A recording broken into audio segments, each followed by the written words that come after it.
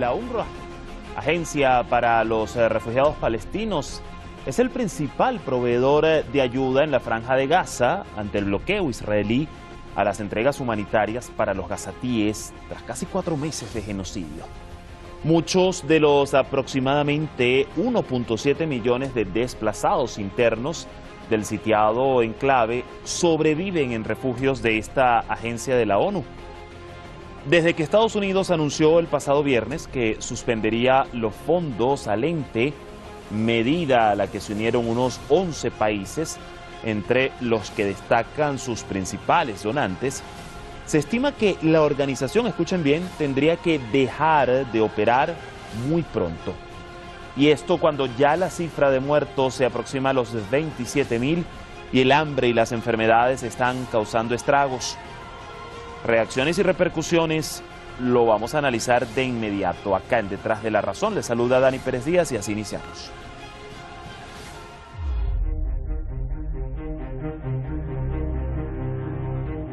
La decisión de varios países, entre ellos Estados Unidos, el Reino Unido y Alemania, de suspender sus donaciones a la Agencia de la ONU para los Refugiados Palestinos sigue generando reacciones. Desde la Organización Mundial de la Salud advierten que no es el momento de abandonar a la población de Gaza. But the discussion right now is much of a distraction from what's really going on every day, every hour, every minute in Gaza. It's a distraction from close to 27,000 deaths by now, out of which 70% are women and children. It's a distraction from preventing an entire population from access to clean water, food, shelter. It's a distraction from preventing electricity to come into Gaza for more than 100 days. Como la mayor agencia humanitaria en el enclave, UNRWA proporciona una ayuda vital a sus habitantes, a la vez que desempeña el papel clave de facilitar el trabajo de otras agencias de la ONU y asociados allí. It is very critical that we recognize the central role that UNRWA plays in the Gaza Strip in the delivery of humanitarian aid, and prior, of course, to the conflicts, when schools were open or the clinics were open or other facilities run by the agency, all those were services in support of the civilian population. There's no substitution for the humanitarian role that is played in Gaza.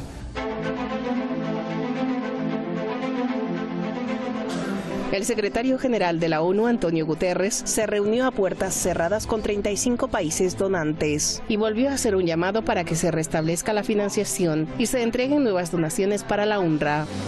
UNRWA is the success story of the United Nations for the last 75 years. It needs to be protected, it needs to be praised. It gave 153 martyrs during this onslaught against our people in Gaza, the largest number of people killed since World War II by any UN operation. So instead of, praising UNRWA, don't take steps that could constitute a collective punishment against millions of Palestinian refugees. Por su parte, los países miembros del Consejo de Seguridad de la ONU, en un encuentro con la coordinadora humanitaria de la ONU para Gaza, exigieron medidas urgentes para facilitar la llegada de ayuda humanitaria a los gazatíes. The Security Council members, in this regard, expressed their concern regarding the dire and rapidly deteriorating humanitarian situation in the Gaza Strip, and they emphasized the urgent need to expand the flow of humanitarian assistance to civilians in Gaza.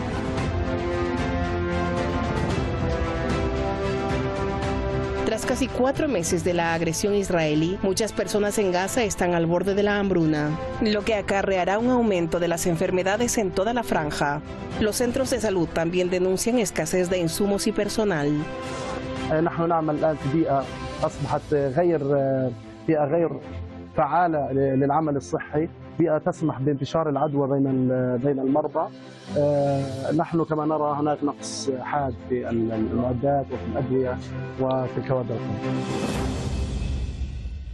Hacia el panorama, un tema que sigue generando alta preocupación desde este anuncio el día viernes pasado respecto a los fondos congelados por parte de Estados Unidos y algunos países a la UNRWA, y que ya vamos a entrar en detalles. Gracias al equipo de redacción y producción por el material. Presentamos rápidamente a nuestros expertos en la materia.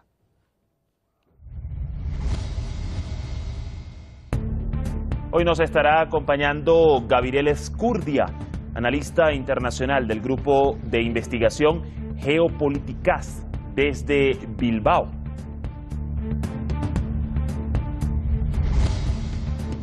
Y también nos va a aportar en el análisis Pablo Abufón, activista por la causa palestina, vocero además de la Coordinadora por Palestina desde Santiago de Chile.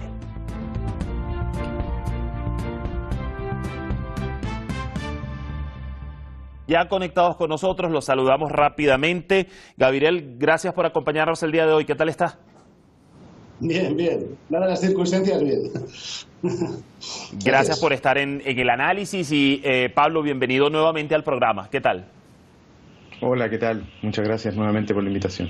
Gracias por recibirnos. Yo inicio contigo, Gabriel, desde Bilbao. Fíjate, la portavoz de la UNRWA que, reiteremos, es actualmente la principal agencia proveedora de ayuda a la Franja de Gaza, ¿no?, ante el bloqueo israelí de las asistencias que llegan al paso cerrado de Rafah, dijo que la agencia no podría operar más después de finales de febrero ante esta medida, esta suspensión de fondos. Denos primero un panorama general ante qué escenario no deja esta previsión, pero sobre todo en base a los objetivos de lo que quiere o pretende Israel y Estados Unidos al decidir congelar los fondos en un momento como este en la franja.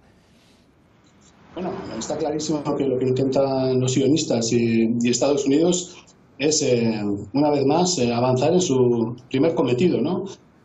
Con la disculpa de la operación del 7 de octubre, lo que ellos pretenden claramente es eliminar a todos los palestinos de la franja, expulsarlos o exterminarlos, ¿no?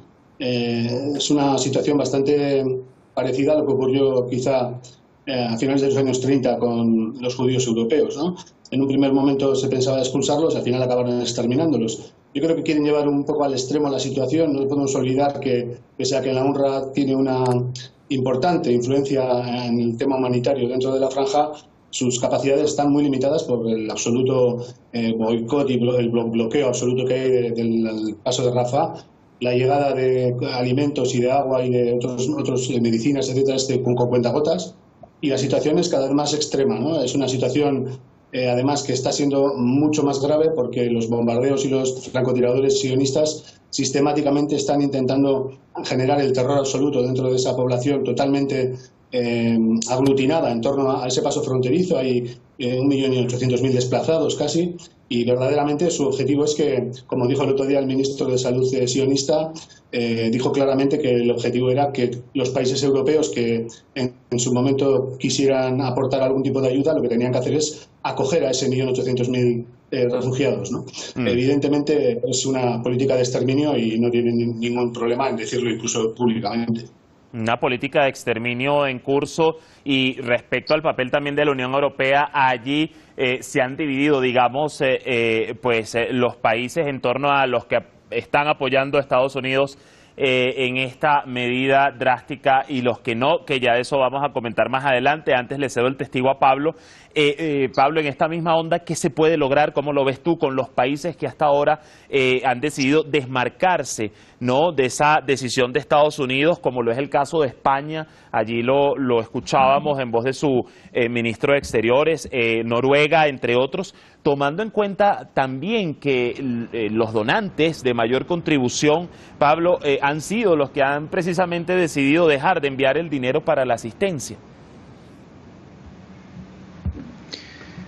Bueno, sin duda que no estaríamos hablando de este momento si no fuera por el fallo que planteó la Corte Internacional de Justicia, ¿no? Es evidente que esto es digamos, una bomba de humo lanzada por Israel para tratar de desviar la atención sobre lo que realmente importa en este momento a nivel de la comunidad internacional, que es que la Corte Internacional de Justicia plantea que hay bases suficientes para señalar que se podría estar cometiendo un genocidio, y además señala una serie de medidas provisorias que son evidentemente, aunque no se use la palabra cese al fuego, son evidentemente, van en la dirección de que Israel tiene que detener la agresión contra el pueblo palestino. O sea, dice explícitamente que no deben detener las acciones que terminen con la muerte o daños graves a las personas en Palestina. Deben detener el tipo de declaraciones con intencionalidad genocida que han tenido hasta ahora los personeros de la entidad sionista. Y por lo tanto, en ese contexto es que surge esta acusación, y lo que hace, yo creo, lo que pone en aprieto a ciertos países de la comunidad internacional, particularmente de Europa, es ¿qué van a elegir, ¿no? Tienen que decidir si eligen seguir sosteniendo una política de respeto del así denominado derecho de Israel a defenderse, que no es nada más que, como decía Gabriel, la expansión sionista y exterminadora de Israel en territorio palestino, o si van a reconocer que son parte de la convención que los hace tener una decisión vinculante sobre ellos. Por lo tanto, que pueden ser, asimismo, ser considerados cómplices de genocidio. Por lo tanto, en este momento, los países del mundo, particularmente europeos, están ante la pregunta de si van a ser vistos como cómplices de genocidio o van a ser vistos como aquellos que respetan el sistema internacional de derechos humanos, que por cierto está tremendamente debilitado. Y creo que esto además, lo que creo que hay que tener muy en cuenta es lo que está pasando en Estados Unidos con los ataques que está recibiendo Biden, cómo se ha ido debilitando su base, que en su defensa irrestricta al genocidio que está llevando a cabo Israel, está perdiendo a su propia base. Claro, ¿no? Y en un año electoral. Exactamente, por lo tanto, lo que se está jugando en todos esos países es el cálculo, no necesariamente una decisión ética o moral, humanitaria, sino más bien el cálculo político de cuál es la posición más adecuada para esos países, o ser cómplices del genocidio o ser miembros de la comunidad internacional de derechos humanos. Y en este aspecto que lamentable es precisamente que lo que prele sea el cálculo político más allá de pues lo que está sucediendo con millones de seres humanos. Regreso contigo, Gabriel, y fíjate que ya Pablo lo colocaba ya en la mesa del análisis. El anuncio de Estados Unidos se hizo el viernes, mismo día en el que la Corte Internacional de Justicia dio esta, digamos, primera sentencia diciendo que Israel debe evitar cualquier crimen de genocidio contra Gaza, y que si a la ver vamos esto sumo recoge el tema humanitario lógicamente. Esto me lleva a preguntarle dos cosas. Uno,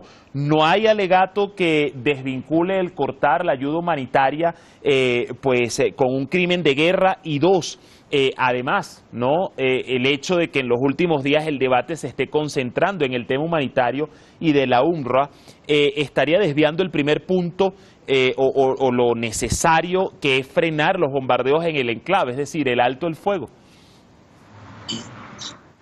Y también, en un tercer punto, habría que recordar que en estos momentos la entidad sionista, Israel, no está teniendo ninguna capacidad de resolución militar del problema. Realmente llevan ya mucho tiempo intentando asaltar una franja de 61 kilómetros, que es pequeñísima, con muchos habitantes, es verdad, pero que militarmente están demostrando una incapacidad enorme, ¿no? No han conseguido ninguno de sus reales o supuestamente publicados objetivos, ¿no? Que es terminar con la dirigencia de Hamas y con distintos grupos de la resistencia, ¿no? Yo creo que en este sentido el gran problema es que no se está articulando un debate que en estos momentos es crucial. Es decir, el Estado sionista ha cruzado todas las fronteras habidas y por haber, en el sentido de que todos los líderes sionistas históricamente, todos, absolutamente todos, de cualquier ideología política dentro del sionismo, han reivindicado lo mismo, el Eretz Israel famoso, ¿no? Del Éufrates al Nilo, un gran país solo para los sionistas, ¿no? Sí. Entonces, ese discurso que se articuló una vez más en los 80 con el Plan Ginón, hablaba claramente de cuáles eran las fases de articular esa colonización.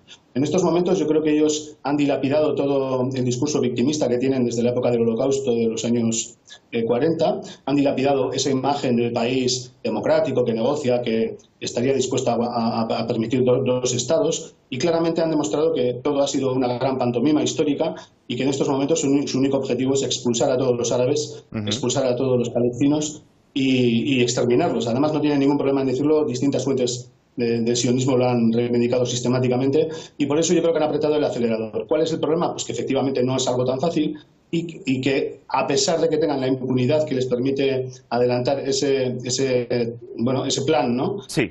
Gracias a que Estados Unidos les protege, yo creo que sí, hasta cierto punto se han encontrado en un atolladero, porque en estos momentos la única posibilidad que tiene Israel es seguir hacia adelante y además tenemos que tener en cuenta que Israel juega con la baza de que es un país nuclear y por lo tanto su impunidad también deriva de esto, ¿no? Es muy claro que si pudiera atacar a Irán, por ejemplo, con armas nucleares, lo haría, no tengo ninguna duda.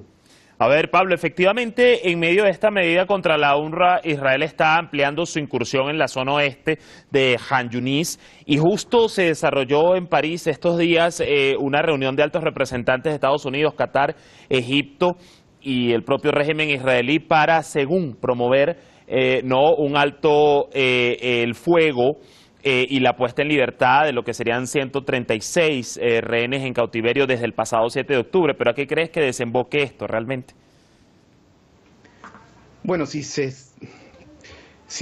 esto sigue avanzando en la línea de lo que ha ido planteando el imperialismo norteamericano, sus aliados en la región y Israel mismo, esto va en la dirección que señalaba Gabriel, ¿no? Van en la dirección del exterminio. Ese es el desenlace que ellos buscan.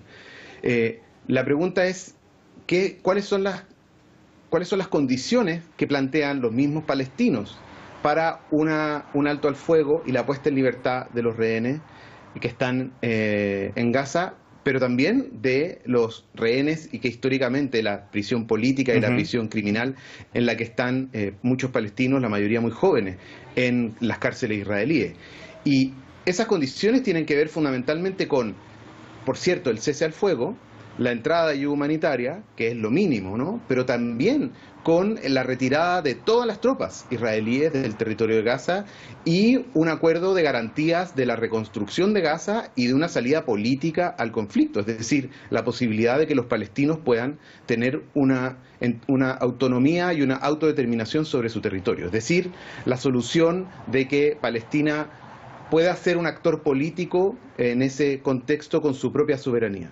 Si eso toma la forma de un Estado, si toma la forma de una autonomía dentro de otro Estado, esos son problemas que los palestinos tendrán que resolver.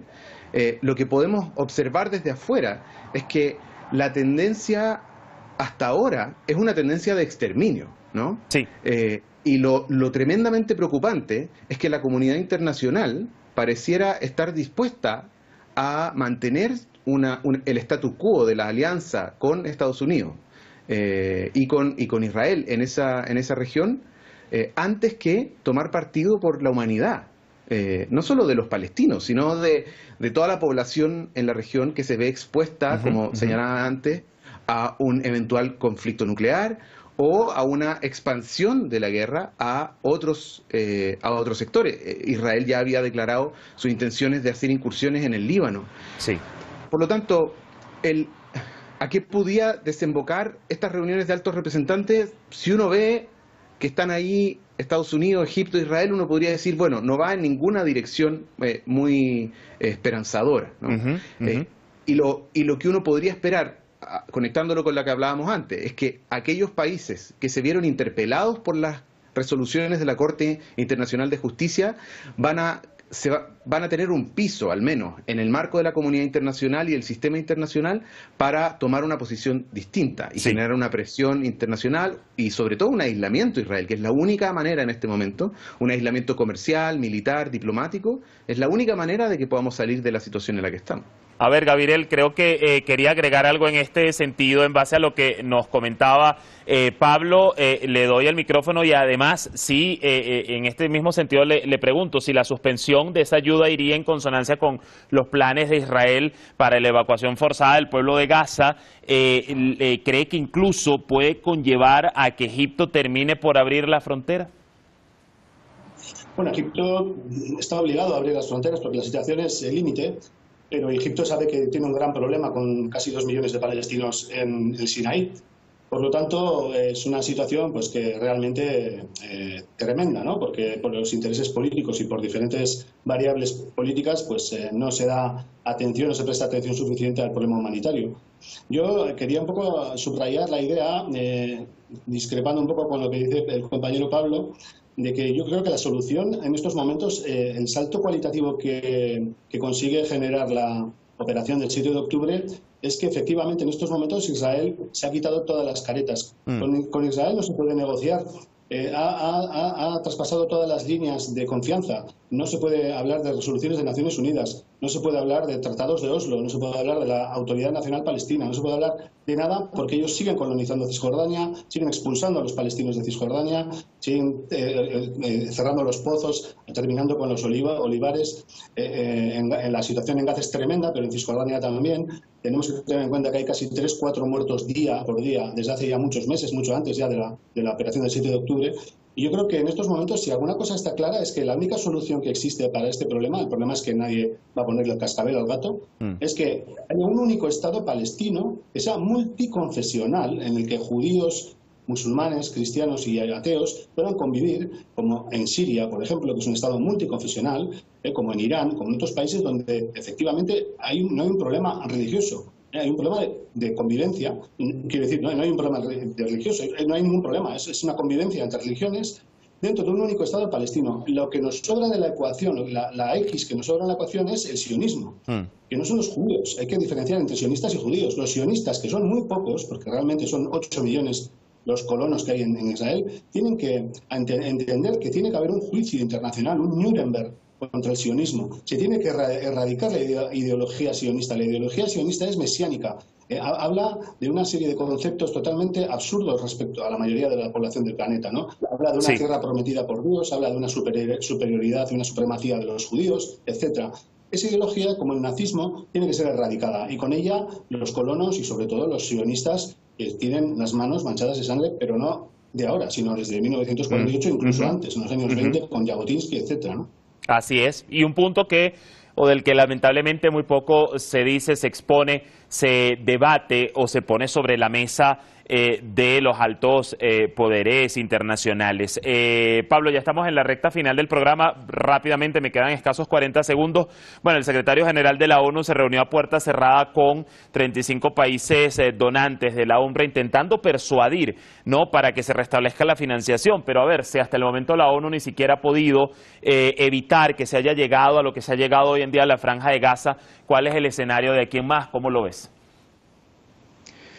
Bueno, sin duda que las resoluciones de la Corte Internacional de Justicia nunca se trataron de lo que Israel iba a hacer, porque efectivamente, como plantea Gabriel, y en eso creo que en realidad estamos de acuerdo, en este momento Israel ha evidenciado todo su proyecto histórico colonial, y expansionista y genocida antipalestino. Por lo tanto, lo relevante es cómo este escenario que se abre en torno a, por ejemplo, las resoluciones, empieza a poner en conflicto a ciertos actores que podrían generar la presión suficiente para que las soluciones políticas, que son las que, por ejemplo, plantea Gabriel, puedan tener lugar. O sea, lo que ha hecho el sionismo en Palestina es destruir las posibilidades para que los palestinos puedan tener siquiera un Estado. Y lo que hay que poder recuperar es eso en primer lugar. Y por lo tanto, la pregunta hoy día es ¿cuáles son los pasos necesarios para que los palestinos puedan recuperar las condiciones políticas, militares, internacionales, diplomáticas, comerciales, para poder ser soberanos en su territorio? Y sobre todo para que el día de mañana ya, puesto en pausa o acabado el genocidio, realmente se halle esa solución a su Estado y no en 2 meses, 3 meses, 6 meses o un año ocurra nuevamente otra escalada, otra agresión de tal magnitud como esta. El tiempo se nos fue, seguro los tendremos nuevamente acá para el análisis y seguiremos el curso de los acontecimientos. Mil gracias, Gabriel, mil gracias, Pablo, por acompañarnos. Hasta la próxima. Muchas gracias. Así el panorama de la voz de nuestros expertos. Mañana nos vamos con otro tema. Ponemos el foco en Irán, que advierte a Estados Unidos de una respuesta inmediata a las amenazas. Esto, pues, luego de las recientes declaraciones de algunos funcionarios estadounidenses. Buena jornada, les esperamos mañana con más en Hispan TV.